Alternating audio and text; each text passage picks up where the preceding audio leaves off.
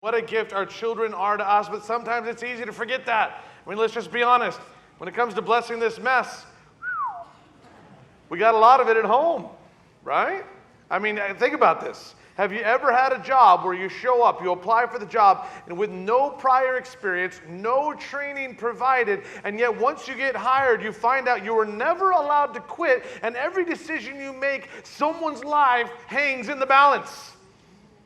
Welcome to parenting.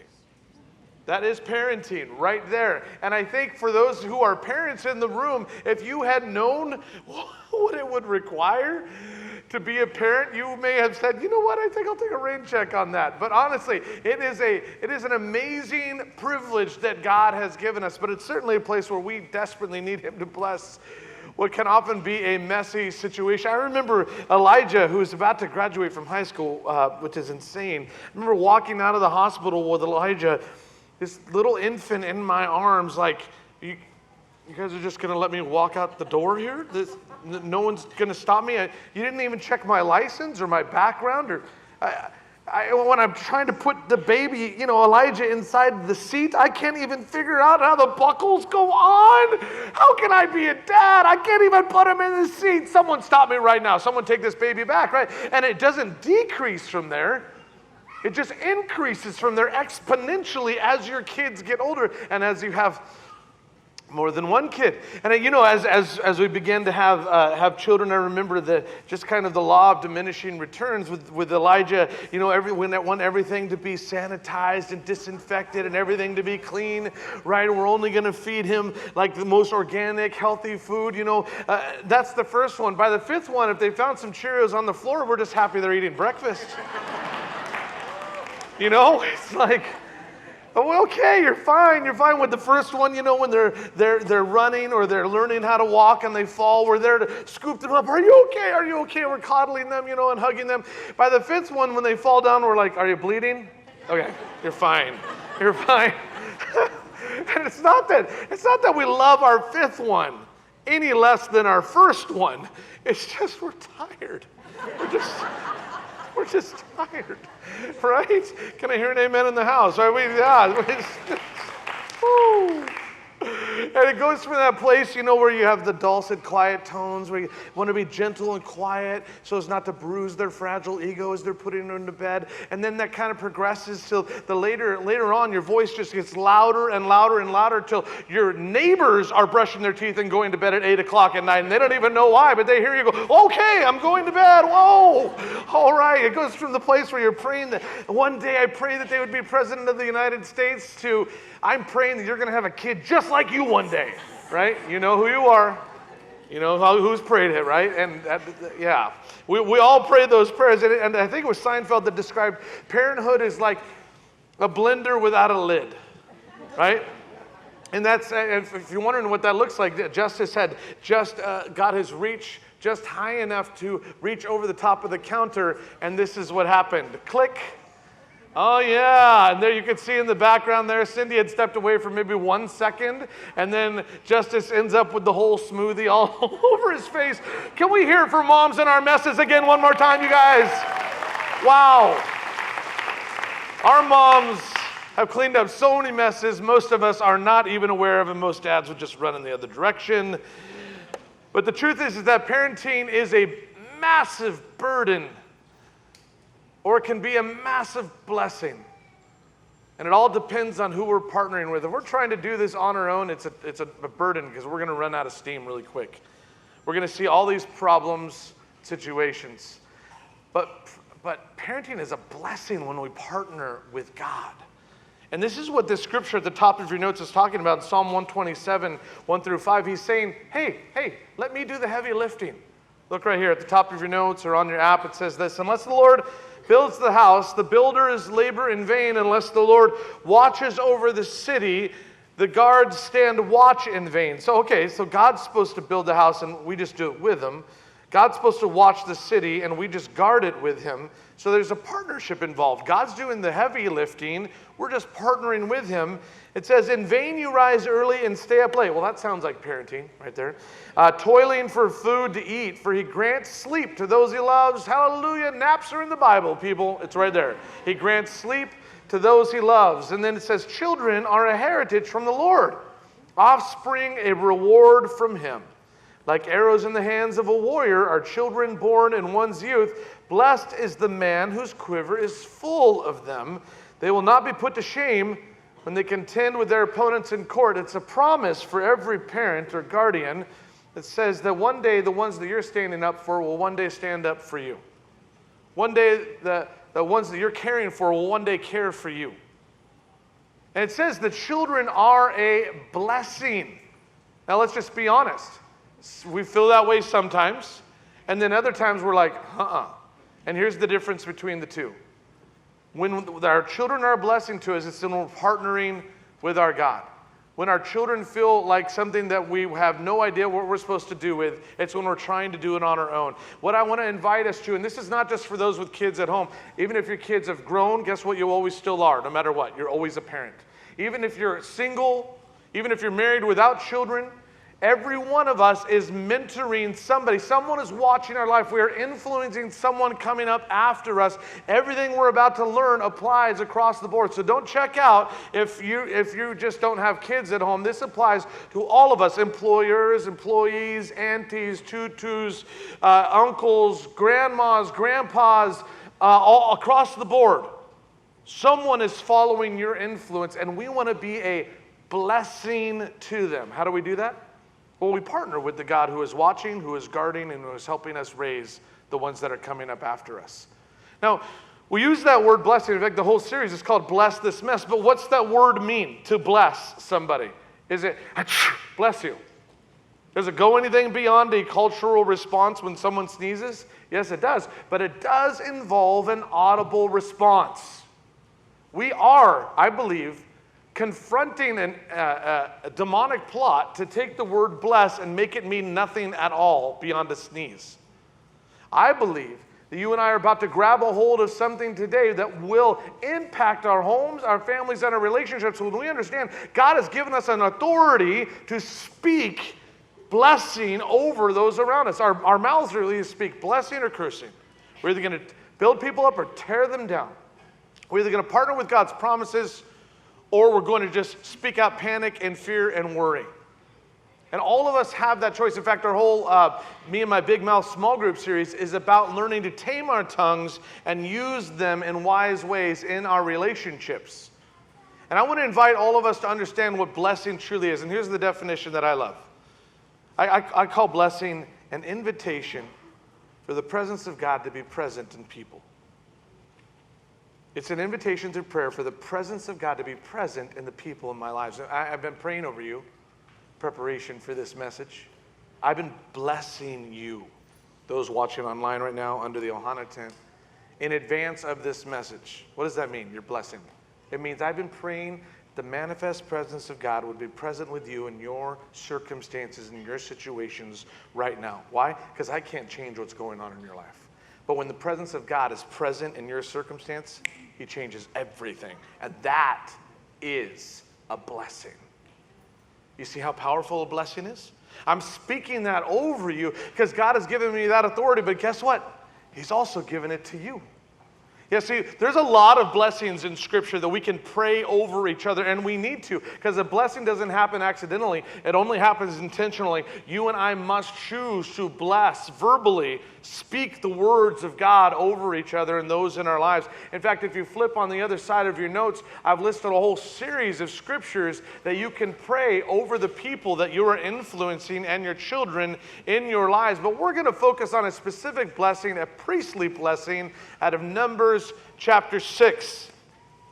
And you may be familiar with this blessing, and it goes like this. The Lord bless you and keep you. The Lord make His face shine upon you and be gracious to you. The Lord lift His countenance upon you and give you peace. Notice that this threefold blessing starts with the Lord and ends with you. The Father's blessing, the children's benefit. The Father's blessing, the children's benefit. The Father's blessing, the children's benefit, 3 times over. This blessing actually provides us with a pattern for not just parenthood, but for how to change not only the culture of our homes, but even our workplaces and our schools, if we will grab a hold of this today. And it starts with, first and foremost, we all need a safe place, and that only happens when we are guarding. You can fill that in your first blank. We are guarding those that have been put under our care. This is a harsh world. There are predators about, seeking to take advantage of the innocent. There must be some who are standing guard. There must be some who are taking as responsibility those that have been put under their care. Our God guards us. We just read that in that psalm. He is the guard, and we partner with him in that guarding. He creates a safe place for us, and we do that for each other. In fact, that's what this first part of this blessing is talking about. As you see here in Numbers chapter 6, and the Lord spoke to Moses, verse 22, saying, "Speak to Aaron and his sons, saying, this is the way you shall bless the children of Israel." Now, these are the priests, and their job was every single day they would walk into the temple, and when everyone would present the sacrifices and worship, just like you're going to walk out of here, as they walked out, guess what they would receive from the priests? "The Lord bless you and keep you. The Lord make his face shine upon you and be gracious to you. The Lord lift his countenance upon you and give you peace." Every single person that would walk out into the rest of their day, they would receive that priestly blessing. You know, you may not realize this, but 1 Peter says, you're priests too. I don't know, you don't need a clerical collar. You don't need to be a loud guy on stage. If you have Jesus Christ in your heart, you're the priests of your home. You are the ones that are leading your home, and you are the ones that are going to decide who's standing guard over the eye gates and the ear gates, and guard over the hearts of those that have been put under your care. Single, married, well, it doesn't matter. You are the priests of your home, and you've been given that same authority that God just gave Aaron and his sons to speak over the children, over the people in your life, blessing. And here's the first part of that blessing: the Lord bless you and keep you. Can you guys read that with me? Ready? Go. The Lord bless you and keep you. This is a concrete gift that God has given to you. He's saying, I've got you covered. You're in my hand. He's got the whole world in his hands. He's got the whole world in his hands. And that includes you and I and everyone that's important to us. When he says, I'll keep you, he's saying, I'm literally setting up guard. Do you guys, when you go to bed, I don't know if you do this, but Cindy and I, after we put the boys to bed, we'll always go around and check all the doors and the windows. Why do we do that? Because we don't want someone coming in while we're sleeping, doing something with our home or doing something to our kids. Right? That's our responsibility. Are they going to lock themselves? No. We have to intentionally set up safeguards for our kids. And he's saying here, I'm going to do that for you, and I'm going to teach you how to do that for those around you. I need you to guide and guard those under your care. Well, what does that look like? Well, it's that we're intentional. You know, that's the thing that's so humbling about parenthood, is that all of a sudden we realize these fragile lives that have been entrusted to our care, like we're responsible. We're responsible that they would actually live. Like, I don't know about you, but when you raise boys, every birthday is a celebration that they have lived another year. That's not an exaggeration. Like, can I hear an amen from those? Yeah, you guys know what I'm talking about. Like, Aiden's turning 16 next week, and every time Aiden has another birthday, Cindy and I are secretly going, thank you, Jesus, he's lived another year. And if you knew Aiden, you know what I'm talking about. This guy loves adventure, and we love that about him. But every year is just another miracle. Hallelujah, he's still alive. Right? And every year is a celebration. And God is saying, I want you to set up guard over those that are coming up around you. And when we had the first three boys, we're like, they're boys. We love boys. They're adventure. They're rough and tumble. They're looking for stuff to do. They fall down. They get back up. It's easy. We got this boy thing down. And then we had this great idea. Hey, let's just try one more time. Maybe we'll have a girl. That was a good idea. Good idea. God said, no, you guys, no, you don't need girls. What you need is boys. You need two more boys. You need two more boys at the same time. Welcome to our twins, Justice and Jackson. Yeah! Woo!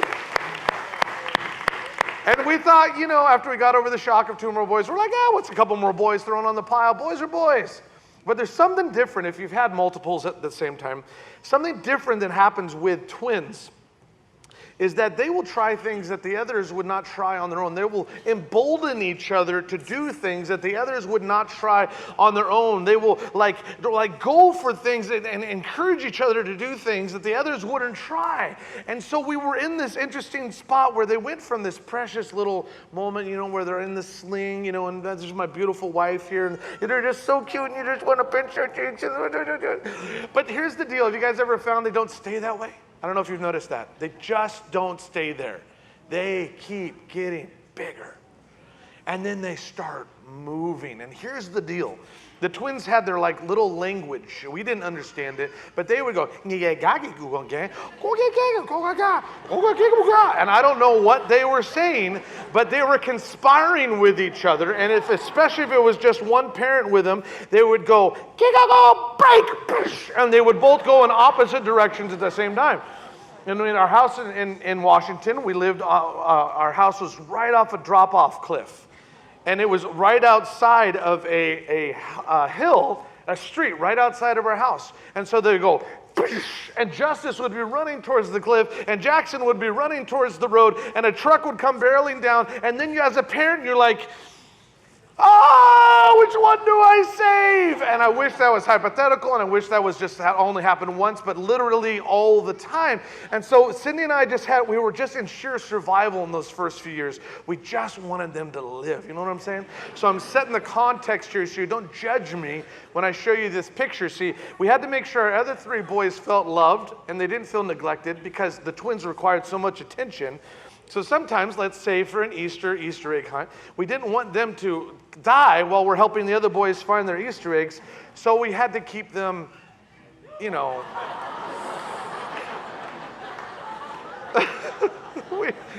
had to keep them safe. So, and now we did let them go out and find their own eggs afterwards, but before that, they're looking, I want to experience life. I'm just looking at this. Can I just let me out, please? I want to see. And our response, even though they didn't understand, was yes, you will experience life because you're going to live. But here's the deal. We had to come up with a long-term solution because we couldn't keep them locked up forever. It's illegal. You have to eventually let them outside, right? So how do we do that, especially when I'm at work or Cindy's at work? How do we let them experience life outside, life with limits, so they live and they don't die and run in front of trucks or off cliffs? How do we do that? Well, there was pretty much only one solution, and this was it.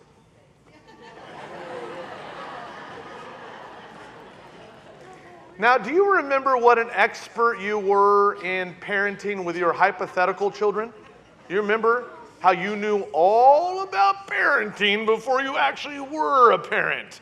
Right? Cindy and I would walk around and we'd be like, we would never let our kids throw a temper tantrum in the grocery store. We would never bribe our kids with junk food as we're checking out just to keep them quiet long enough to get out of the grocery store. Never. And we would never, ever, ever use a leash on children. They're not pets, they're people. What's wrong with these parents? I don't know if you guys have found parenting has a way of humbling you instantly and constantly. And here I was walking my boys. Keep going, right? And it's just like the looks we would get, people walking by like, what are you doing? And you know what? Ultimately, it didn't even matter what anyone else thought. We had to get our kids out into the fresh air. Right? We had to let them experience life with limits, and we would be judged by others who didn't have multiple kids. We would even be judged by our own kids. Like, really? But isn't that the way with parenting? If you're going to set up safeguards in your home, other people will guard you. They will judge you. Even your own kids will say, but Dad, my friends' parents let them do that, let them watch that, let them go there, let them listen to that, let them try that. And our response is always the same. We're not their parents, we're your parents. And as long as you're in our home, we're going to follow certain guidelines that we feel God has set up for your good. Right? And all the parents are nodding, and all the kids are like, My parents say the same thing, right? But it's further good. It's life with limits, right? And so just one example with the craziness of the 24/7 reality, the omnipresence of technology, and how it's changing our relationships. It's not making us more connected, it's making us more disconnected. More and more studies are coming out. It's actually changing the physiology and the makeup of our kids' brains because they're always on, they're always plugged in. And here's just a couple examples talking about oneself through social media activates a pleasure sensation in the brain, usually associated with food, money, and sex, according to Harvard research. Now, this is talking about the chemical that's released in our brains called dopamine. And it's the same, it causes a pleasure, causes us to feel pleasure and happy. It's the same thing that causes us to get addicted to smoking, to drugs, to alcohol, to pornography, to gambling. Now, all of those things that I just mentioned, they all have age restrictions on it. Guess what doesn't have an age restriction? The internet. And yet it's the same dopamine fix, same addictive chemical that comes up into their brain. We have all of these young people that are finding their identity and their security online. And it's, according to this study in the Journal of Social and Clinical Psychology, there's a direct link between online social media and depression. We have kids that are comparing their whole world literally to the whole world. I only had to compare my life to my neighborhood. And our kids are comparing their lives and whether they're good or bad or whether they fit in or they're awkward or they're cool to the entire planet all at the same time, 24/7. And they're depressed because they never fit in or measure up to this false reality they're measuring themselves to. So what do? Do we keep them locked behind, the door looking from the, inside out? No, we can't do that. Do we put them on a leash? Well, not technically, but we do want to keep them from running in front of digital trucks or off digital cliffs. And so we don't really have it down by any stretch of the imagination. These are all things we're working on in our home to make our home a safe place by guarding our kids. And we call it freedom with fences, and these are just some of the things we're trying. No tech at the dinner table. Simple, right? Boys have a limited amount of vocabulary that they will use every day. Girls, you guys, I hear that you talk a lot, but with boys, there's a few words. And my whole goal is I just want to be around for those few words that come out per day. So we just say no phone at the table. And sometimes the conversations around the dinner table will be like, hey, how was your day? Fine. So anything happen? No. Well, hey, at least we had a conversation, right? And that may have been the only one that day, but at least we were there looking each other in the face. No tech until the checklist is done, right? Until they've done their checklist around the house. Tech goes to bed before we do. If we're not careful, we're going to bed with our phones and we're waking up with our phones and we're not being with each other or with our Lord. Internet filters, that's just a no-brainer. None of us would let a thief come in and do things to our children, and yet without internet filters, that's kind of what we're doing. Because there's all kinds of things trying to get in permanently to your kids' brains that will stay there once they see it. And so just by using internet filters, it's a way to set up some guards. And then the tech Sabbath, that even if it's just like half a day, but there would just be time in your home, in your world, where you are unplugging and you're just being with each other, whether it's at the beach or it's around the dinner table, playing a board game, whatever. But it doesn't involve any tech. And what you're doing is you're training those around you that you're influencing that there is a way to be safe. You're not keeping them from the world. We got to be in the world but not of the world. And you're training them for when they're out on their own, they don't have to be guided by all the pressures around them. So it takes a guard to create a safe place, and it takes a guide to create a friendly face. You can fill that in your second blank there. Friendly face, we need some guiding. Now, when it comes to guiding, what kind of guide are you going to follow? Stink face or friendly face? Huh? You're going to follow someone who's frowning at you all the time? Scowling at you all the time? Always angry with you? Or are you going to follow a friendly face? More than likely, you're going to follow somebody who's encouraging to follow. We need to think about that when we read the next part of the threefold blessing. Number 625 says, the Lord makes his face shine upon you and be gracious to you. Can you read that with me? Ready? Go. The Lord make his face shine upon you and be gracious to you. It's just beautiful. The blessing. He's literally saying, I smile when I look at you. I smile when I look at you. Do you picture God that way? Do you picture God smiling when he looks at you? Or do you picture him with like a giant sledgehammer waiting for you to mess up? Ha-ha! I caught you. You see, if we don't understand that our God is smiling at us, there's a good chance we're not smiling either. If you don't picture God actually wanting to spend time with you, you're not going to spend time with him. You guys know that God smiles. No, not at your sin. No, he hates sin because sin destroys his children. But he smiles at you because you belong to him. Have you ever heard those interviews of moms who've got sons or daughters on death row? They're not proud of what their kids have done, but they still smile when they talk about them because they're theirs. They belong to him. Your God looks at you and he smiles. And as I was studying this, I began to think, what are my boys getting most of the time? Are they getting the smiling dad, or are they getting,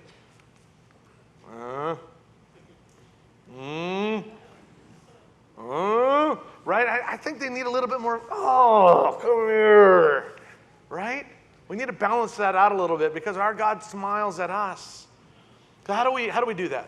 Well, it says right here, Lord, make his face shine upon you and be gracious to you. The only way we can have a friendly face, the only way that we can truly guide our people, young people, the people that we're influencing in our life, is through one word: grace. Grace. And a lot of us go, hey, no, I'll show my kids grace when they earn it.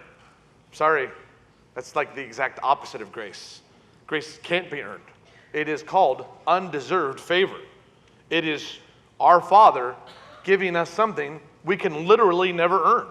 And all of us want to receive it, and yet we are very reluctant to give it, and yet grace is a two-way road, and parents, mentors, grandparents, leaders, we have to be the one to model what grace looks like in our relationships, because they're not going to find it anywhere else in this world. Only with those who have received grace from Christ actually know how to show grace to those around them. So here's some things that we've tried to introduce into our family, and this is not for the Facebook face. Right? This is not for this picture here that we have of our family on the front row, all smiling and worshiping. That's not real life. That's just like a one moment in life. What we need grace for is all the moments that led up to that, right? Are you serious? You haven't eaten your breakfast yet? What do you mean? What do you mean you haven't gotten dressed yet? Find your shoes. Where are your slippers? Just find. Okay, you guys, that's where we need the grace, right? Not for that Facebook moment that everyone's like, oh, what a perfect family. Sorry, no, we don't need that. We need grace for real life, for the rest of life. And here's a couple things that I'm working on. Speak low and slow when you're talking to those you're influencing.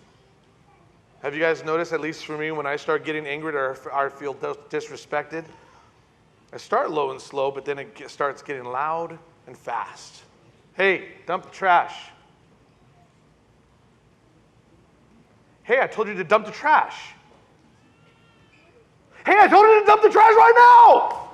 Right? Did you guys see the escalation there? From 0 to 60 in 2.5 seconds. Right? The tension in the room immediately grew, and that's what happens in our home all the time when we don't go low and slow. Right? And there's something psychologically that happens when we force ourselves to go low and slow that allows for there to be a more friendly guide in the process. Now, let me clarify. When I say low and slow, I'm not talking patronizing and sarcastic. Like, this is how you wash a dish. This is how you change the toilet paper roll. No, don't do that, because that is disrespect. It may feel good while you're doing it, but it always feels bad afterwards because you realize you've made them feel small. You made them feel less than, because when it comes down to it, the way that we communicate, it makes a person feel a certain way. Everybody needs to know that our boys, they need to know they're respected by their moms. And our daughters, they need to know that they're loved by their dads. Now, dads, I'm not saying you have to love everything your daughters are doing, but you have to keep loving them and make sure they know it. Moms, I'm not saying you have to respect everything your son is doing, especially if it's hurting them or it's not biblical. But I am saying they need to know you still respect them because they are a person. And that's what this next one's about, where we need to affirm that we appreciate that they've shared their heart. I'm not saying You only affirm them when you agree with what they've shared, because a lot of times they're going to share something with you don't agree with. It's not even biblical. But here's the worst thing that can happen, is when our kids stop talking to us. If that road is shut down because we never respond with grace, it's really hard to open that road of grace back up. Even if they say something that you wholeheartedly disagree with, start out by first of all thanking them for sharing what it is that's on their heart, and at least you still have a dialogue moving forward. If you come down every single time and say, the Bible doesn't say that, you should never say that, why did you say that? Guess what will happen? They will never say anything again. Because grace doesn't respond that way. Our God lets us talk to him about everything. Do you think he agrees with everything that we talk to him about? No. But grace keeps the dialogue going. Affirm what they have been doing right. Sometimes it's really easy for us to focus on all the negative things, and it's our job to begin to sift through, do a little treasure hunting, dig through and find the gold. There is gold. There's things to celebrate in their day. And if you're not looking for it, all you're going to see is the dirt. But there is treasure in the ones that you're influencing, the ones that you're raising up. And finally, admit you're part of the problem and seek forgiveness. This one's the hardest. Because our kids are really quick to point out where we've got it wrong, right? They're really quick to let us know. Let's flip the script. Let's beat them to the punch. Let's apologize before they even get a chance to tell us. Let's set a pattern for grace in our home that teaches them what it looks like to be guided by grace, to be guided by a friendly face, that we would apologize. You know what? I'm really sorry. I shouldn't have said it that way. I should have prayed before I approached you because I was way too angry, and I'm sorry for talking to you that way, for disrespecting you in that way. It will change the atmosphere in your home if you are the most gracious person in your home. It will change the atmosphere, by the way, in your workplace, in your classroom, in every relationship if we apply these.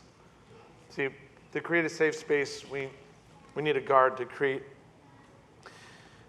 a place where you and I have a friendly face, we need a guide. And finally, to create a peaceful place, we need to keep giving.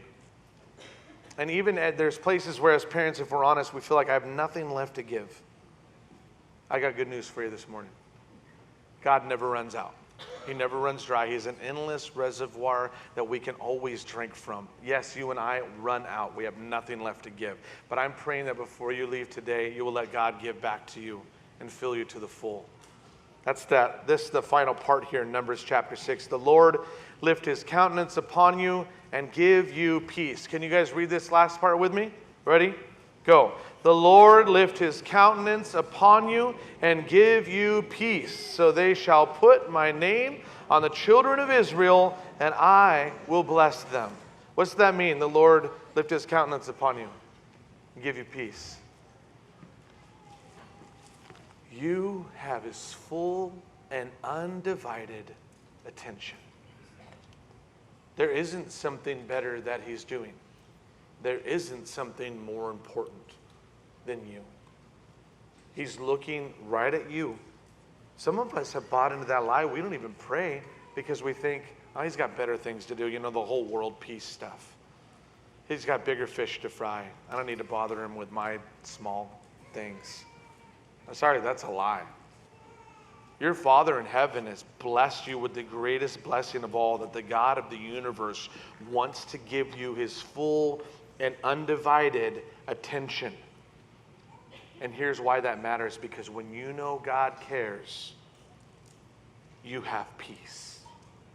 If you don't think God cares, you go into panic.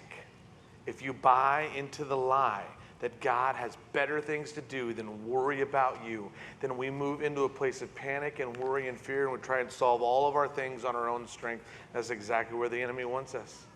How do you bring peace into your home? Give your kids the most important thing you can give them. Give the ones you're mentoring the most important thing you can give them. Give them your attention. Give it to them. It's so valuable. Put the phone aside. Turn off the TV and hide the remote. Close the laptop. Give them your attention. And it will bring peace into your home like nothing else can. My parents set the tone for faith that we're hoping that we're raising our boys with. My dad left his high-paying chef's position in Portland, Oregon, and took my brother and I was only 5 years old, and we moved to Kona for an unpaid position as a chef in a halfway house. They couldn't pay us. All they could give us was room and board. But my dad and mom felt called, so they literally took a leap of faith, moved to Hawaii, helped with a church plant in this halfway house to get guys off drugs, give them a skill in the kitchen, get them back on their feet. Like we had nothing. And yet when I look back on that time years later, I thought I was one step short of heaven, really, until my mom explained what was actually going on. I had no idea because I didn't feel like we lacked a single thing. My parents have never had anything of material wealth to give us because they always give it all away. But what they have given me is the most important thing a child could ever receive, and that's their attention and their love. Now, I remember, it's funny the things you remember as a kid. I remember my mom setting up a suitcase in the middle of our little apartment there in the halfway house, put a tablecloth over it, and said to my brother and I, "Hey guys, we're gonna have a picnic in our living room." We're like, "Whoa, that's awesome!" So we sat down, cross-legged and ate the food off of the suitcase. I only found out later it's because we had no furniture and no money to buy furniture. I remember my mom would call it magic soup when the food was a little scarce between breakfast and dinner, and she didn't want us to think about food too much, so she'd say, "Hey, we're going to have some bowls of water, and you guys can pretend anything. Think of anything that you want in that bowl, and we're going to pretend like we're eating it." I'm pretty sure I pretended there was bacon in there, knowing me. But because my mom gave us her full attention, I had no idea that we were living below the poverty line.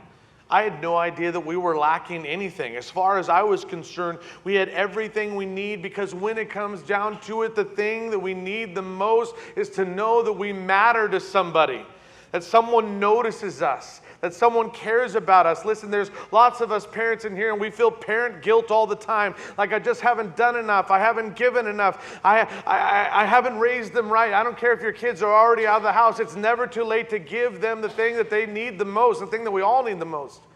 Your attention, your affection. To look them in the eyes and flip the script like my mom did with us. Say, life may be hard, but our God is always good. And He's given us everything that we need. And my mom even flew all the way here from Bend, Oregon with my dad for the first time. She hasn't come before because her back is in so much pain. But she wanted to be here for my son's graduation, for Aiden's birthday party, and for Mother's Day. And she went through all of that pain just to be present with me. She keeps giving even to this day. The most powerful thing we can give is what our God gave to us. He sent His Son to go through the worst pain possible so that you and I could know that He lifts His countenance upon us and He gives us peace. Shalom is the Hebrew word. We need shalom in our home. And the only way that's going to happen is if we give God our attention and give those in our lives the attention we so desperately crave. And then it doesn't matter how much or little we have in terms of material things. It doesn't really matter what else is going on in the world around us. We will have a peace that passes understanding, that guards our hearts and our minds in Christ Jesus. Now look at that last promise. So they shall put my name on the children of Israel, and I will bless them. Who's doing the blessing there? God. Not you, not me. God's doing the blessing. All He needs is for us to partner with Him in that. God's doing the heavy lifting. He's going to be the one to transform the hearts of our daughters and our sons. He's going to be the one to call them back home. He just needs someone to speak that truth out. The guard, the guide, the giver. He just needs someone to partner with Him in that. And that's the blessing of parenthood. You and I have that privilege right here and right now to join with God's perfect desire to invite His presence to be present in the people in our lives.